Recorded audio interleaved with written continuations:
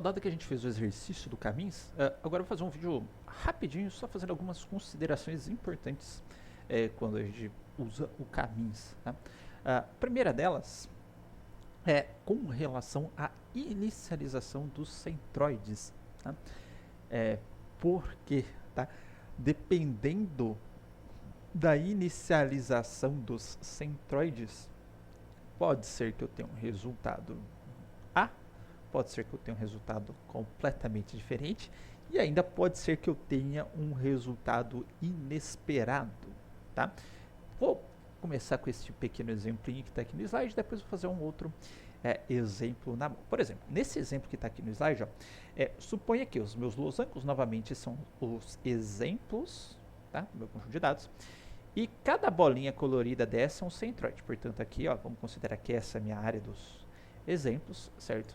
E, portanto, aqui eu tenho 4 exemplos, 2 centroides, esse centroide inicializado aqui, esse à direita. E na hora que eu vou fazer a atribuição dos pontos aos grupos, o que vai acontecer? Esse está mais perto desse e esse está mais perto desse. Ok, então eu vou atribuir esses caras aqui ao grupo do centroide laranjinha, tá?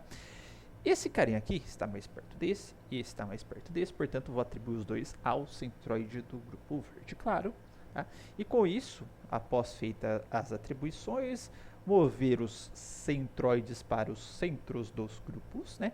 A gente vai ter essa configuração aqui do nosso agrupamento. E perceba que a partir desse momento, né, eu não vou fazer nenhuma troca de objeto ao grupo, porque esse cara continua sempre mais perto do seu centroide, esse também, esse também e esse também. Portanto, o meu agrupamento para aqui, e nós temos esse grupo e esse grupo de pontos, correto? Bom, é isso que faz sentido para mim, né, já que esses caras estão mais perto entre si e mais distantes dos elementos dos outros grupos. Porém, se eu inicializar o centroide um aqui em cima e outro aqui embaixo, né, o que vai acontecer?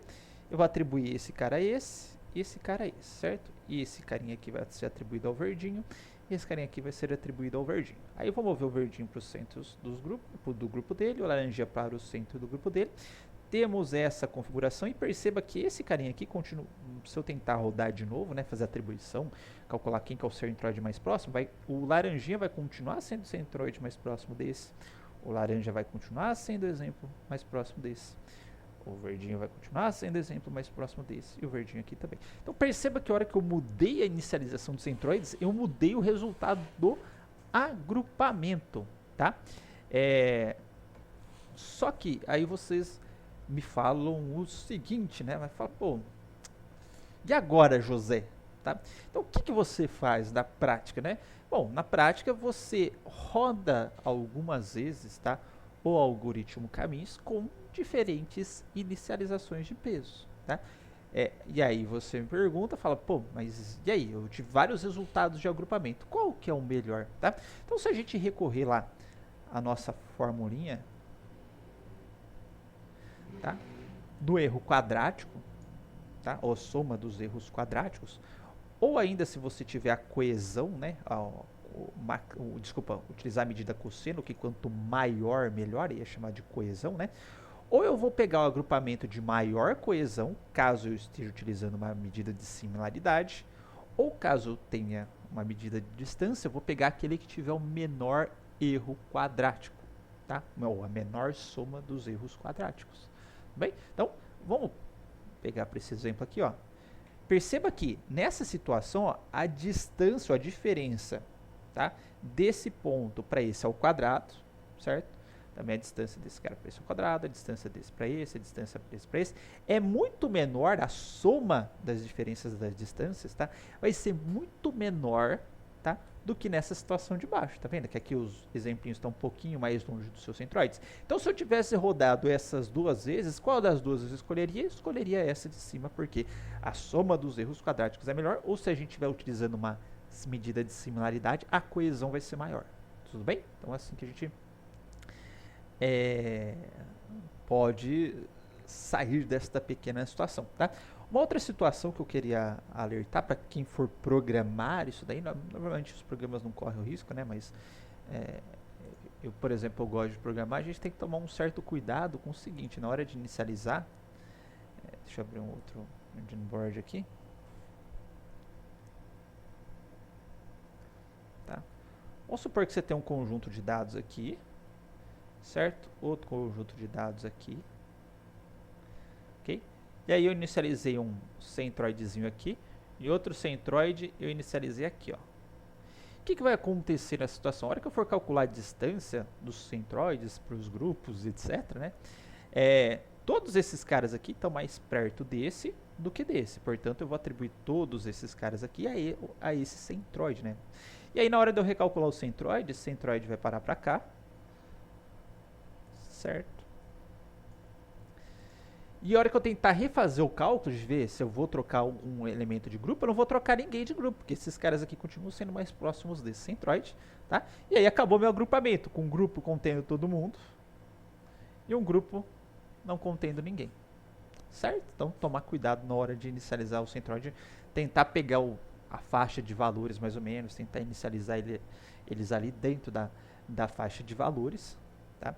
É uma abordagem um pouco mais comum. Ou ainda, né, você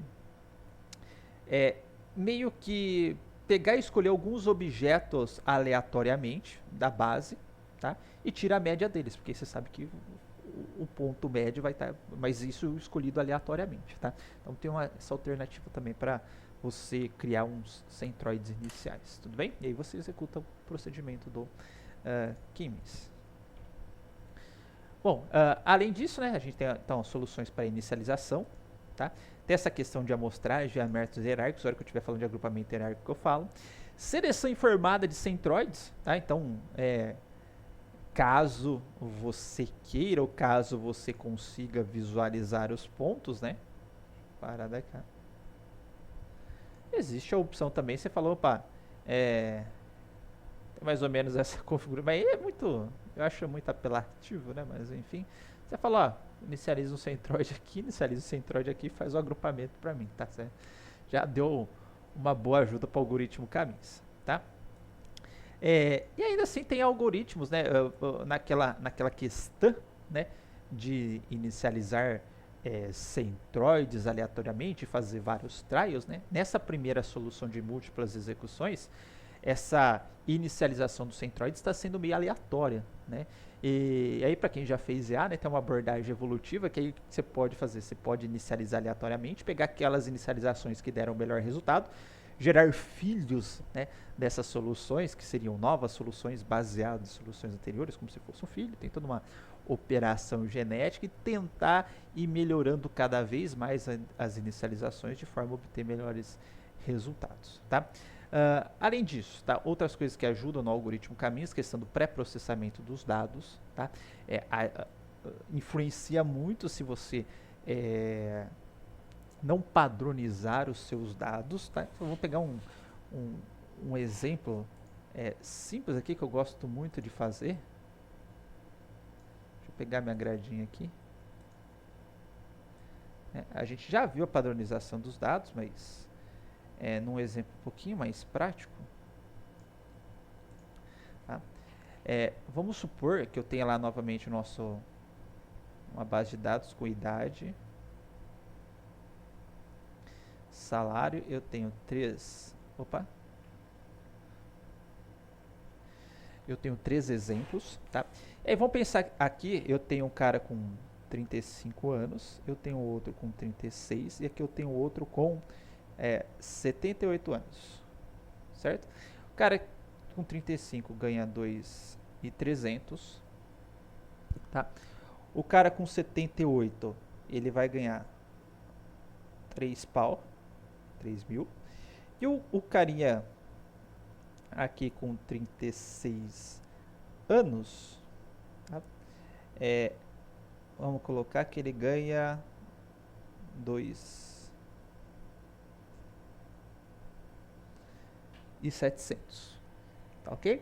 E aí os atributos não estão padronizados nem nada do tipo, tá? Eu, se fosse escolher quem é mais parecido, eu por mim, né, seria o 35 com 36 anos, idade quase colada. Tudo bem que tem uma diferençazinha de salário, né? Aqui de 400, aqui de 300 reais, então a diferença tá perto. E aqui a idade é monumental, a diferença de idade, né? Vamos fazer as continhas da Euclidiana. desse para esse e desse do 36 para o 35, desculpa, do 2 para o 1 e do 2 para o 3, ó. Se a gente pegar distância do 2 para o 1 e a distância do 2 para o 3, a gente vai ter, ó, 36 menos 35 ao quadrado mais 2.700 menos 2.300 ao quadrado. Tudo isso na raiz, certo? Isso daqui dá 1 ao quadrado, que dá 1, precisa, né? E aqui, vamos pegar a calculadora.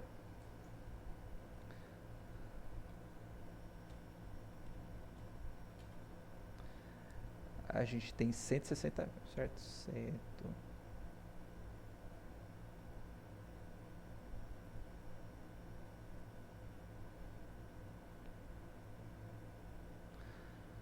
Portanto, mais 1. Colocando isso na raiz, nós temos aí aproximadamente 400, certo? Agora vamos pegar esse de baixo aqui, ó. Deixa eu delimitar aqui.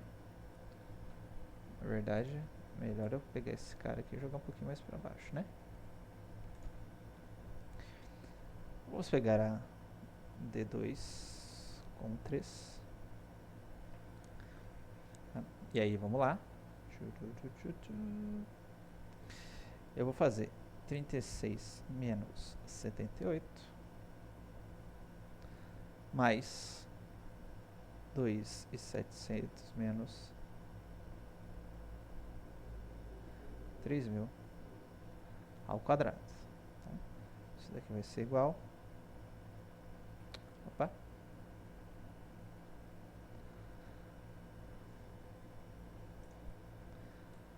Trinta e seis menos 78 ao quadrado 1.764 mais 2.700 menos 3.000 ao quadrado, isso dá 90.000, certo? Perceba aqui, ó, como é o quadrado ainda a diferença, né? A diferença, ó, de R$100, ó, de salário que teve aqui, ó, um foi para 160 mil, outro foi para 90 mil, ó, grande diferença de apenas R$100. E a idade, ó, apesar de ter dado uma diferença grande aqui no valor de idade, não se compara em nada com essa diferença causada por esse atributo. Ó. Aqui eu tive uma variação de 50 mil, aqui eu tive uma variação de 1.763, tá? Ó, a diferença de magnitude, tá? Então, na hora da gente calcular isso daqui, então, vou colocar, ó, 1.764 mais esse carinha aí. Vamos colocar na raiz. Isso é igual a 302,92, tá? Olha a diferença causada só por conta do atributo salário ter um range de valores bem maior, tá? Então, tomar cuidado na hora que você está usando caminhos, tá? Se você tem esses atributos com ranges muito diferentes, tá? Isso vai influenciar no agrupamento e pode levar a resultados inesperados, tá? Então, é importante padronizar seus atributos, tá? E aí tem algumas outras questões aí que a gente pode tentar melhorar os resultados, tá? Isso bem extra, vamos assim dizer, que é eliminar pequenos grupos, tá? Então vamos pensar que a gente teve uma situação, pegar o Jamboard,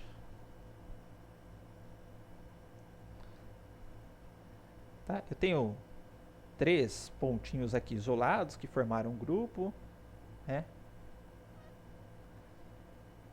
E depois vários outros grupos aqui com muitos elementos que ele fala, esses 3 caras aqui são meio pontos, pode ser pontos anômalos, né? Houve uma coleta errada, eles não pertencem de fato à normalidade dos meus pontos, né? Por isso eles ficaram num grupinho separado com muitos poucos elementos, né? Então na hora de apresentar para o usuário você pode eliminá-los, tá? Outra coisa que ele fala, ó, é dividir grupos com EQ relativamente alto, tá? O que significa? Significa que para ter um EQ, um erro quadrático, tá? Relativamente alto, você vai ter um grupãozão lá. esses risquinhos vocês consideram que são pontos também, tá? Supor que você tem uma nuvem de pontos bem grandona, tá? Aí você tem aqui o seu centroide, consequentemente, né, tem muitos pontos dispersos, tá? Atribuídos a um grupo. E aí, se você pegar o erro quadrático desse grupo, a soma dos erros quadráticos desse grupo, né, vai dar um pouquinho alto, porque eu tenho uma diferença aqui relativamente grande dos pontos para os centroides do grupo. Então, o que ele fala é, se você identificar esses grupos, divida-os. Tá? Faz um grupinho aqui, outro grupinho aqui. Tá? Porque, tecnicamente, o seu grupo não está muito conciso, muito compacto, está bem disperso. Então, é uma maneira de melhorar o resultado do agrupamento, não é melhorar o caminho em si, porque o caminho já parou, o número de grupos que você definiu, para meio que para, como ele está chamando aqui de pós-processamento, né? A gente pegar o resultado e tentar dar uma melhorada no resultado. E a outra coisa é unir grupos próximos, tá? Com EQ pequeno. Significa o seguinte, né? Vamos supor uma situação em que eu tenha grupinhos aqui bem concisinhos, ó, grupos próximos. Tá? Então tem um grupinho aqui. O EQ é pequeno, ou seja, a distância desses pontos centrais do grupo é muito pequenininha, está muito compactozinho, eles estão muito próximos. Então, ao invés de você gerar dois grupos, o usuário tem um grupo a mais para explorar, você pode unir esses dois grupos. Tá? Então, são algumas técnicas que podem ser processadas. Tá? Eu diria até que, dentre todas essas, né, a questão das múltiplas execuções é essencial e a questão da normalização dos dados. A eliminação de outliers, tá, é um gancho até para o próximo algoritmo, tá? Que é o seguinte, deixa eu me tirar da tela. Como o caminho ele é baseado na média, né? Eu vou fazer uma ilustração aqui, né? Se a gente tiver um pontinho aqui em cima, que é um outlier, eu tiver grupos de pontos aqui, tá? Em algum momento esse cara aqui ele vai ter que ser atribuído a um grupo. A hora que eu atribuir esse cara a um grupo, eu vou até dar uma exagerada no negócio aqui, eu vou colocar ele aqui para cima. O que vai acontecer na hora de eu fazer a média considerando esse cara vai ter uma influência, né, no centroide, aí pode ser que ele acabe deslocando o centroide aqui para fora do grupo de pontos, apesar desses pontos estarem atribuídos ao mesmo grupo, né, o representante do grupo não é o representante da maioria dos pontos aqui. Ficou meio deslocado da maioria justamente porque tem esse outlier aqui. Tá? Então, uma forma que você poderia fazer é tentar identificar esses caras aqui e eliminá-lo.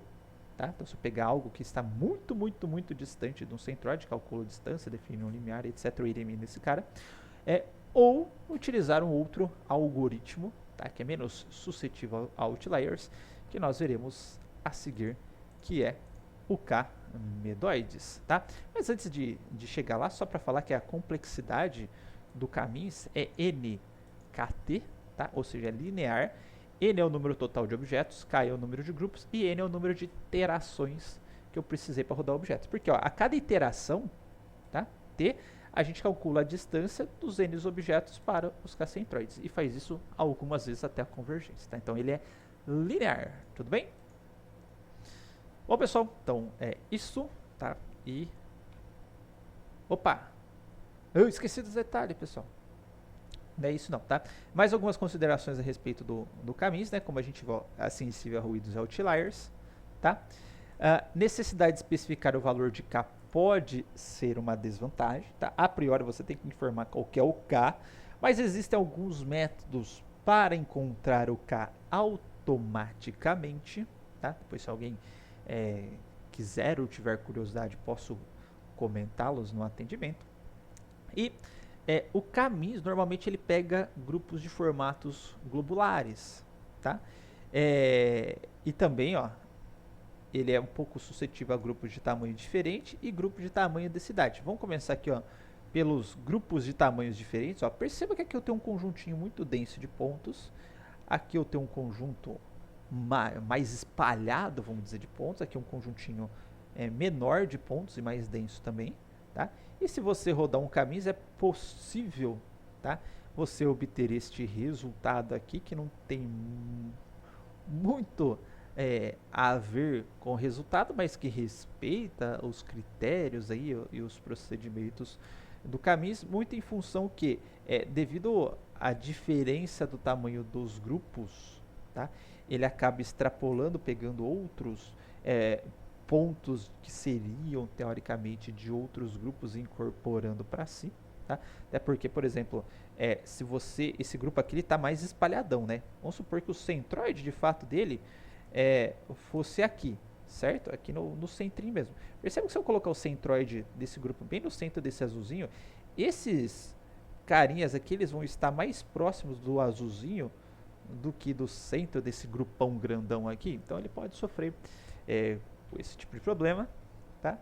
Que ele chama de grupos com densidades diferentes. Aí também está relacionado a um problema até que anterior, tá? Mas enfim, aqui a gente tem grupos condensados, bem densos de pontos, né, que você espera falar, pô, aqui eu tenho um grupo, aqui eu tenho outro grupo e aqui eu tenho um grupo maiorzão, né? Mas perceba que novamente, se eu tenho um grupo maiorzão, né, esses pontinhos aqui talvez sejam atraídos pelos centroides ou atraiam centroides de outros carinhas, tá? Então, por exemplo, vamos supor que eu inicializei com um centroide aqui, certo? E eu tivesse um centroide que fosse aqui. Essa galerinha aqui vai ser atribuída ao centroide que vai ficar aqui, vai começar a atrair o centroide para si, para si, para si também, tá? E aí pode ser que o centroide que a priori seria atribuído a esse grupo, ele acaba movendo aqui para o lado, tá? Então é um caso que pode acontecer com caminhos, dependendo da inicialização do caminho, ele pode sofrer com isso, tá? E aí, com formatos não globulares, né, a gente também tem, por exemplo, aqui, teoricamente, né, esse exemplo de meia-lua é clássico, eu tenho uma sequência de pontos que estão muito próximas entre si e que seria considerado como esses caras formassem um grupo, esses caras formassem outro grupo de pontos, né? Mas devido ao cálculo de distância para um centro e atribuir os pontos aos centros mais próximos, né, eu não conseguiria colocar um centroide aqui, por exemplo, né, e fazer com que esses caras fossem atribuídos a esse cara fosse atribuído ao centroide e esse ponto não fosse atribuído ao centroide, tá? Então ele acaba tendo essa característica de formato globular, ok? E dado esses problemas, não que o Camedoides irá resolver todos esses problemas, mas é uma alternativa o Caminhos para resolver alguns dos problemas do Caminhos. A gente verá isso na próxima aula.